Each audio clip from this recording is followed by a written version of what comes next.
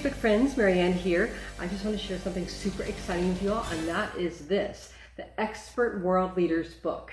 And this is something that I am just absolutely blown away with getting to be a participant in. As many of you know, recently, sadly, my mom passed away, and if she were alive, this is exactly what I would be doing tonight. I would be sitting beside her bed and holding her hand and showing her this book. It's really painful when an amazing thing happens and you don't have that person whose hand you hold and say, hey, look at this. Because even though we get older, and I'm 46 now, there's still the little girl that would, run and jump and do something silly on the playground, be like, Mommy, look at me. And we never really outgrow that. And the biggest difference is that what you're trying to do in life, instead of being a little kid going, look at me, look what I did, it becomes about impact. And I'm very blessed that I had a pair of parents, John Philip Thompson and Deborah Rutherford Thompson, who went above and beyond in making an impact in this world, and who demanded that I do nothing less, and made sure that I had an understanding of what privilege came with what they were giving me in this life, my education, the opportunities I had. And out of that, I was challenged to recognize my place in this world as being someone who's in a unique position of never having the excuse not to speak up. Now, as I tell a lot of my friends, I have a prayer that I do every single day, and it doesn't change regardless of what has happened. Wonderful things like this book, painful things like losing my mom, my dad. The prayer is always the same, and that is, God, Spirit, Creator, whatever you want to call that magnificent force that moves this world and animates all things, help me learn and know the difference between what serves my ego and what serves your will. And when it comes to trying to know the difference, it's not always as simple as you might think. Sometimes something that just sounds so awesome, and you want to have a bragging right, say, hey, I did this, is actually not necessary. So as we get older, we realize you may be like the kid, you're on that playground, running and jumping, look at me! Okay, so you ran and jumped and you did something awesome in the wrong direction. And as we move forward in life and we gain more accessibility and opportunity and we gain influence of our own, we have to ask ourselves, how are we using what we have? How are we galvanizing our voice? How are we learning when to speak up higher and to be able to connect with someone just like you? And when we need to be quiet and just listen and take it in. Because it's all about empathy and compassion, which are not the same thing. Empathy is being able to see from someone else's eyes how they perceive the world. Compassion is when you really do feel for that person. Some of the best empaths I've ever met are sociopathic, meaning they're just really good at stepping outside themselves and looking out another set of eyes. But when you can look out another set of eyes, that's more intel. It's like you're in the CIA, FBI. Why would you deny yourself less information? But here's the thing. When you exercise your empathy, if you're not a born sociopath, you just might develop more compassion. And that's a beautiful thing. Now, I didn't get up today and put this t-shirt on because I was going to make a point. But, Charlie Brown, one of my favorite characters. And Marcus Russell, I know you're with me on this. Charlie Brown, in all the cartoons, he's often the one that you go, what's he talking about? I don't know if any of you ever saw Race for Your Life. Charlie Brown's one of my favorite cartoons. And they've all gone through this big adventure, and Charlie Brown sits there and says, I'm just thinking, look at what we went through. We thought Woodstock could be dead. We thought so-and-so could be lost. And at the end of the day, we're all gathered together, and it just tells you never know what life will bring you. And and he goes into this long soliloquy, philosophical and deeply, deeply thought. And you realize what a prolific child, and as a kid watching this, you don't realize he's prolific. Instead, a lot of kids resonate with Lucy. He goes, I don't have a clue what he's saying. I never listen to anything he says. And the point being that many of us go through this world hiding the deepest empathic understandings and feeling almost like we're idiots or there's something wrong with us if we dare to even think about the emotions of what we cause in others. And at the end of the day, believe it or not, people say money makes the world go round, and yes, it plays a role, but money is just, as my father told me, energy, like a dollar bill is energy. So it can only express what we do with it, like a hammer. I can kill you with it, or I can build something with it. And when we understand that, we realize that in the day, what is moving this world is emotion. And while we tend to ignore the Charlie Browns of the world, they actually are onto something. Because if most of us are real honest with ourselves, we have that inner Charlie Brown in us who's going, I see something, and I see something that needs to be changed. I see something that needs to be different. And I don't understand, why these other people don't get it. Well, here's an answer for that. Sometimes the reason other people don't get it is because you were born into this world with the unique qualifications of experiences and the DNA ability to be able to highlight and see that thing.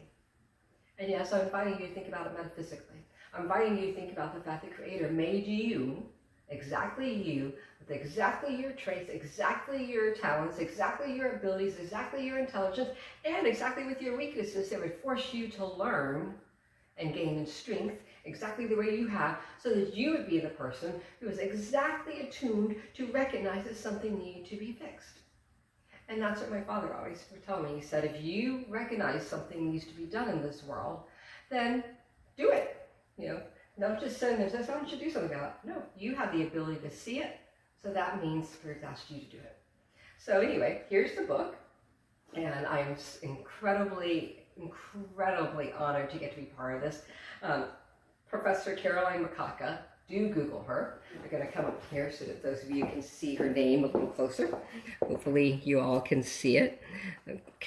Dr. Makaka, and then of course Viola Delgado, but Caroline Makaka is just an extraordinary woman. What she has achieved, she's got basically like 8 doctorates. 4 of them are honorary, 4 of them she's earned academically. She was selected by United Nations as being Woman of the Year this past year. She's a kick-ass, unbelievable woman doing unbelievable things. And she decided that she knew a lot of people, women and men around the world, who are all, like many of you out there, working your asses off to make this world a better place. And she said, you know what? One of the best things I could do is make sure that this world knows they all exist, so that we can hear what each other are doing, be connected with each other, and start looking like there's an encyclopedia. Like you would look something up. Now there's an encyclopedia of people who are doing kick-ass jobs, and sometimes very thankless jobs, sometimes blood, sweat, and tears, heartbreaking, grueling work. And most of us who do this kind of work feel the whole gamut. All of that blood, sweat, and tears, heartbreak, and all the joy and amazing elation when something absolutely incredible and life-changing in a positive way comes out of it. And one of the best things I can tell you is on the news, we see all the stuff that's going on and we get depressed. Look how thick this book is. Look at this. This means that there are this many people who are all dedicated in the world to making it better. So let me run that through you again. This is evidence of all these people doing a ton of work to help the world be a better place. And Caroline Makaka has really looked at every corner of the globe and found people doing things in business, things in the environment, things with human rights, things in civil rights, things in medicine, things in psychology and psychiatry. I can go on down the list. And she has said, each of these people, if they succeed, the entire world is a better place. And she's uniquely qualified to be able to say that. So if you look this book up, I don't get any profits from it. I'm not benefiting in any way other than by getting to be a part of such a wonderful project. But this is something that, and many of you know, I've been blessed to contribute to many, many books over the years. And it's always an honor to be invited, and I'm still contributing more, and I'm working on some other books as well now too, of Dr. Irvin Laszlo, 3-time Nobel Peace Prize nominee, and also Dr. Morella Sula, CEO of Global Woman. So some amazing things coming out. But right now, I want you to know this book could help you do what you want to do. And one of the best things about it is that when you're going out there and you're trying to figure out who can I trust, who really has a proven track record, well, Dr. Makaka's done that. She's done that grueling work to say, are these people the real deal? Are they really doing things? Do they have at least a decade of proof that they've actually made a difference? Are they, and what is that difference? Is it measurable? Is it real? Are there things that people can do? So there's actually 2 volumes. I'm in volume 1, and in volume 1, It's actually, I guess you could say, the more academic one. So this is one of the largest chapters that I've been blessed to contribute to anyone, so all that's me. But in our volume 1 book, it's actually giving you the information. It's literally delving into different things. Mine was on leadership and all the different varieties, variations, and things that deal with it. But there are a lot of other people who are focusing on different things in there. And so it by itself is an amazing book in terms of impacting you in every way you could think of. People just giving freely of their information. Now, volume 2 is much more like a names and contact information book. So both of them, you can buy them individually or as a set, but both of them together can help you do what you're trying to do in this world better. So before I go anywhere, I'm just going to read with you this one little thing, just to give you an idea of the kind of information that I was giving people. So this is probably, as I mentioned, I have some things that are going to be more metaphysical, some things that are going to be more programmatic, but this is the one that I think that a lot of people need to hear. Turn competitors into collaborators. So if you find yourself upset that a topic you've spent a lifetime advocating for is suddenly being directed towards someone else to speak on stage, on TV, on a podcast, or in a book like this one, instead turn your perception on its head. If you were the first to shine the light on the topic, know now your light worked, because that person noticed the issue in part because of you. Hear in their raised voices a fire catching what you started. Congratulate them, champion them, and suggest that collaborating across generational, gender, cultural, etc. demographics demonstrate to the public that diverse demographics shares the concern. Turn competition for individual prominence into shared collaborative power. Real influence begins here. Don't let your ego rob yourself of the power that kind of influence can bring into your toolbox. You didn't build your voice and endeavors up just to cut yourself off at the knees right when you could have both lifted each other up even higher. That's something that I really wish more people understood, because people that are going out into this world and making that difference, I unfortunately see a lot of people trying to elbow each other out of the way. And when we do that, we only hurt each other. We don't help that real issue of what we claim we're trying to solve. So the other thing that I'll share with you is this one thing. If you are a leader, you are a servant of others, not a dictator. You must earn their loyalty by never forgetting that you are serving to protect an aspect of their world and well-being. Your voice will only ever be as strong as your influence, and your influence will only ever be as strong as positive, pragmatic, measurable outcomes arise from your efforts. These kinds of outcomes rely on others to achieve. So it's your job to educate, motivate, form connections between, uplift those you lead. It is also your job to be educated, motivated, and uplifted by those you lead as well. When this happens, acknowledge it in front of others and be the first to shine a light on how they illuminated your awareness of the world. Eventually, when you catch yourself doing this multiple times with certain people, you will not only have found those who will make you into a better leader, but have created the core team you need to move even higher. So these are the kind of things that I'm sharing with you, because when I first began the MMC Institute, it was just a dream inside my heart that I'd had since I was a kid. And now, so many innovations have happened that I didn't begin. Innovations like what Reverend Todd Collier has done with saving $55 million worth of food in the United States that was being thrown to landfills instead of getting all over the place throughout the United States, down into the Gulf of Mexico. Those kind of innovations can only happen when we shove our ego aside and we share the power and influence that we've created. And when they succeed, it uplifts the whole. But that takes stepping outside of ourselves and remembering ultimately we're being in service. So anyway, those are just some of the little excerpts that I have. There are a lot of others that are even more pragmatic, and a lot of others that are more metaphysical. But I hope that you will take the time to check this book out, because it is really meant by all of those in this book that are doing incredible work. And I've met and heard people that are working with people who are amputees. I've got to meet and work with people in this book that are doing things on human rights issues.